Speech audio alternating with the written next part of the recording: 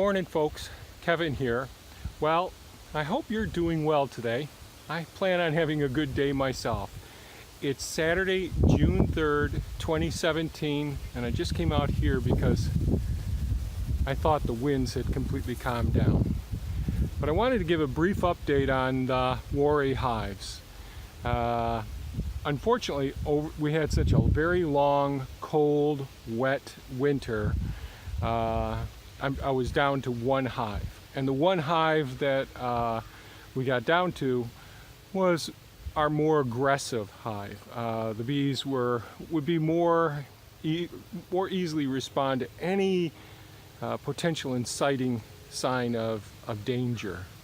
So just walking by, you might get bumped by the bees a few times, and so that hive is the hardiest. That hive was the hardiest one, and they made it through. I should have, in retrospect, I should have combined my smaller hives. We have such long, cold, wet, frozen winters and very long, cold, wet springs. This has been a very long, cold, wet spring. We've had a couple of days up into the 80s, but this is June 3rd, and right now we're at just hitting 50 degrees in the morning, and it's going to get a high of 63.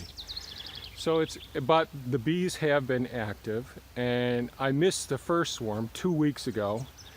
I was off hauling manure for composting, and I'll make a video about that. And while I was transporting the manure back and forth, a rather large swarm left, and I detected that later on the following morning. But yesterday we had another swarm. Now the original hive is the one that's furthest right here by my thumb, and that hive actually swarmed over to the gingko tree. And bear with me a second. Not sure just how well this is showing up. There's the blueberry bushes there, just on the other side directly. This is the gingko tree right there. And on the left side, right over here, is where the swarm was. Oh, the wind's gonna pick up here, darn it. And so it was a rather small swarm. And I'll input footage of it right now.